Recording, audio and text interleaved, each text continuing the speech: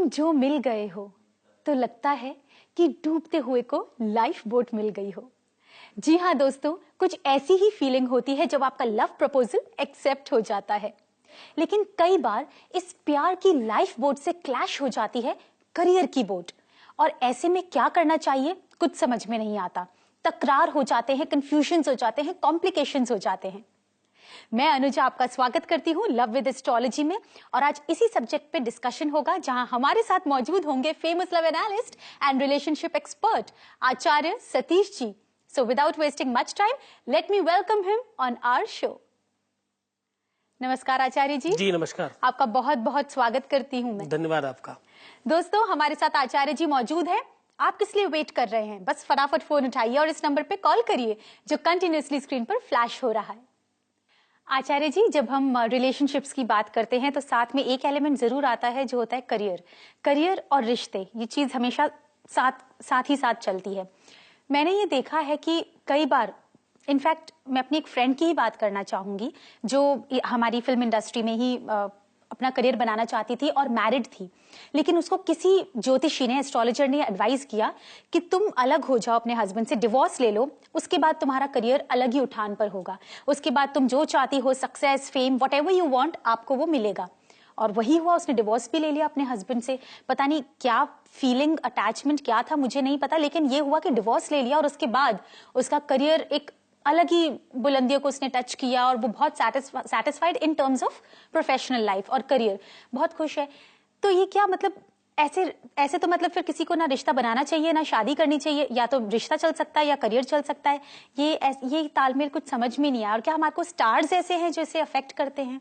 दरअसल अनुजा क्या है, जब हम इस तरह की कोई भी बात जानते हैं, जब भी ऐसा कुछ पता चलता है कि ये इतना ही नहीं है कि सिर्फ किसी की वजह से किसी ने तलाक दे दिया, अपने पति को छोड़ दिया, अपने घर को छोड़ दिया, यहाँ तक कि लोग अपना सब कुछ दांव पे लगा देते हैं। मेरे पास बहुत सारे केसेस हैं।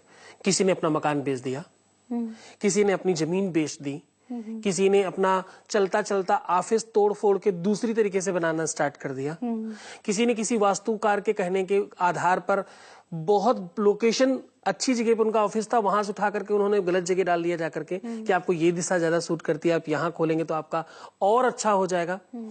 और यदि आप परसेंटेज वाइज देखने जाएंगे तो जो भी लोग इन सब चीजों में इस तरह से पढ़ते हैं, जब तक आपके पास एडवाइजर सही नहीं हो, जब तक सलाहकार सही नहीं हो, बहुत ध्यान से समझिएगा, बहुत महत्वपूर्ण बात बता रहा हूं, एडवाइजर, सलाहकार, मार्गदर्शक यदि सही नहीं होगा ना, तो आप यकीन जानिए आपके जीवन में कठिनाइयां आएंगी ही आएंगी। ये पहले से निश्चित है, ये तो कॉमन बात हो गई।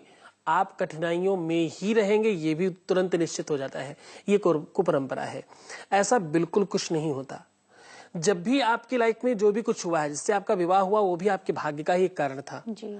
उसको छोड़ देने से हो सकता है कि वो लड़की उनको ना छोड़ती तो उससे कहीं ज्यादा राइज करती, या हो सकता और भी बहुत कुछ अच्छा होता। क्या बात है आचार्य जी। आचार्य जी, आई थिंक ये ही एक चीजें हैं, ये तालमेल हमारे व्यूअर्स को, हम सबको समझना बहुत ज्यादा जरूरी है, और शायद इसीलिए कॉलर्स लगातार कुछ खराब करके ठीक करें, इससे अच्छा करके कुछ और अच्छा करें। क्या बात है। और इसी कारण शायद कॉलर्स लगातार कॉल कर रहे हैं आपसे बात करने के लिए। आपकी इजाजत हो तो हम बात बिल्कुल करते हैं। स्वागत है। Hello hello, welcome to love with astrology. आपका नाम? विनीता वर्मा। विनीता जी, कहाँ से बोल रहे हैं? इलाहाबाद। इलाहाबाद से। बात करें आचार्य जी से। हेलो। हेलो, प्रणाम आचार्य जी। जी विनीता जी, बहुत कल्याण हो आपका। धन्यवाद आचार्य जी। बताइए किस बारे में बात करना चाहते हो और डेट ऑफ बर्थ बताइए। आचार्य जी, मेरा जन्म 8 मार्च 1975 में हुआ है। हाँ, टाइम बता दें। सुबह 5:30 बजे। कहाँ जन्म हुआ? इलाहाबाद में। इलाहाबाद, ठीक है।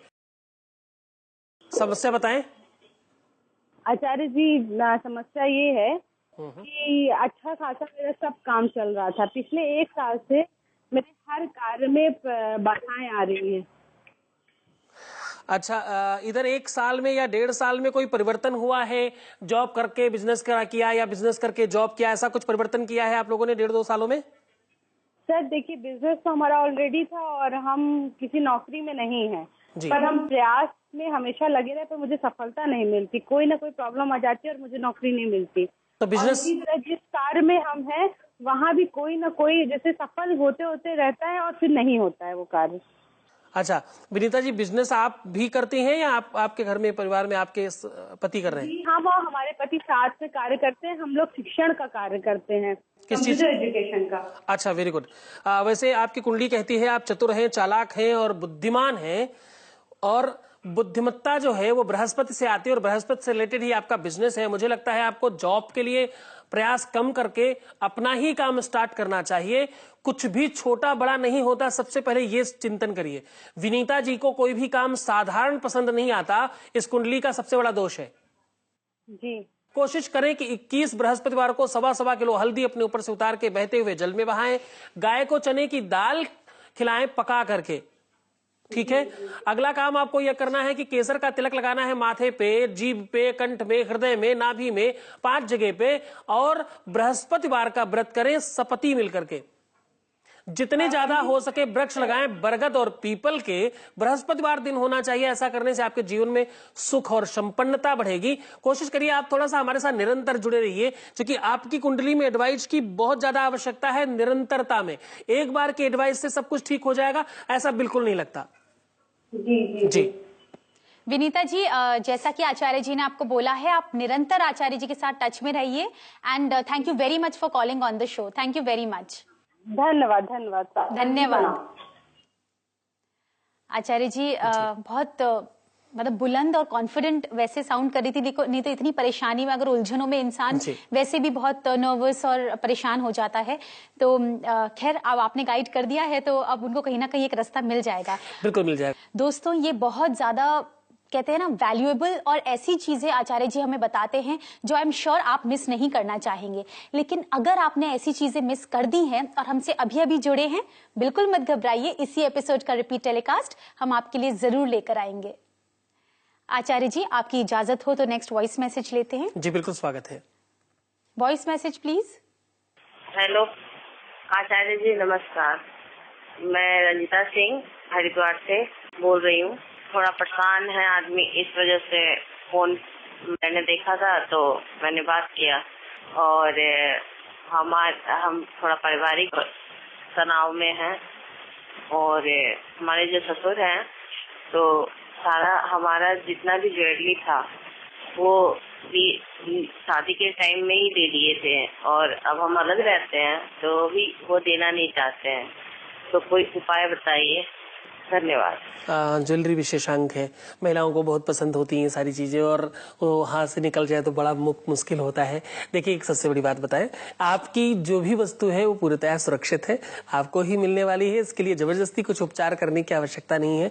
कुछ चीजें ऐसी हैं जिनके लिए उपाय करना कम अच्छा होता है, क्योंकि जबरदस्ती आप कोई भी उपाय करें, यदि उपाय निरंतर गलत तरीके से किए जाएं, गलत दिशा में किए जाएं तो उसका नुकसान भी होता है। इसलिए सोच समझ करके उपाय करें। फिर भी अगर आपको लगता है मानसिक तौर पर अगर आप उसे ठीक करना चाहते हैं तो भगवान शिव की जो पारिवारिक फोटो है जिसमें पूरा परिवार होता है उसे रखें, और उसके सामने 7 प्रकार का अनाज रखें एक नए बर्तन में, उसे लाल कपड़े से ढक दें, उसके पास दीपक जलाते रहें। 41 डेज में आपको सकारात्मकता मिलेगी, सात्विक ऊर्जा मिलेगी, और भगवान ने चाहा तो आपका काम इसी बीच में हो जाएगा। क्या बात है, जैसा आचार्य जी ने आपको सजेस्ट करा है आप बिल्कुल वैसे फॉलो करिए और थोड़ा सा आराम से रिलैक्स हो जाइए, इतना टेंशन मत लीजिए। Thank you for your voice message. दोस्तों, अगर आप भी आचार्य जी तक पहुंचने की कोशिश कर रहे हैं, निरंतर कॉल कर रहे हैं लेकिन कॉल कनेक्ट नहीं हो रहा है, तो बस इसी तरह आप भी इसी नंबर पर अपना वॉइस मैसेज ड्रॉप कर सकते हैं जो कंटिन्यूअसली स्क्रीन पर फ्लैश हो रहा है। आचार्य जी, जब भी हम करियर और रिलेशनशिप और इतनी कॉम्प्लिकेसीज की बात करते हैं, और आजकल का ये जो 21st सेंचुरी चल रही है, पहले लाइफ बहुत सिंपल थी जब हमारे एल्डर्स, हमारे सीनियर्स जब उसके बारे में बताते हैं, लेकिन अब उतनी ही ज्यादा जितनी एडवांस हो गई है उतनी ज्यादा कॉम्प्लिकेटेड हो गई है। तो ऐसा क्यों कि एडवांसमेंट से कॉम्प्लिकेशन का इतना लेना देना है? क्यों नहीं साधारण तरीके से चल सकती एडवांसमेंट के साथ जिंदगी? असल में हम जब अपनी वास्तविकता को त्याग देते हैं, कोई भी वृक्ष जब जब जड़ से अलग होना चाहता है, जब मिट्टी से उसका संपर्क खत्म होता है, तो उसका अस्तित्व समाप्त हो जाता है। हम जो हैं, हम जैसे हैं, हम जब दूसरे की नकल करते हैं किसी भी आधार पर, चाहे वो एडवांस होने में हो, चाहे फैशन में हो, चाहे सोच में हो, चाहे उनके तरीके से कुछ भी करने वाली व्यवस्था हो, तो हम वैसे बने नहीं हैं। एक्चुअली हमारा जो टेम्परेचर है, जो हमारे यहाँ की ऊर्जा है, वो अलग आधार पर बनाई गई है। हम जिस कुल से जन्म लिए हैं, हमारे यहाँ की एक परंपरा है, हमारे यहाँ की एक व्यवस्था है, हमारे यहाँ संस्कारों में जिए हुए लोग हैं। तो अब सारी की सारी चीजें आप मिक्स करेंगे, खाने में दाल में चीनी भी चाहिए, नमक भी चाहिए, मिर्चा भी चाहिए, और ये भी चाहिए, तो वो भी चाहिए, तो फिर वो टेस्ट खराब हो जाएगा। एक्चुअल ना वो दाल बचेगी, ना वो सब्जी बचेगी, ना वो कुछ मीठे में बचेगा। तो सब सारा कुछ बहुत मिक्स करना, ठीक है।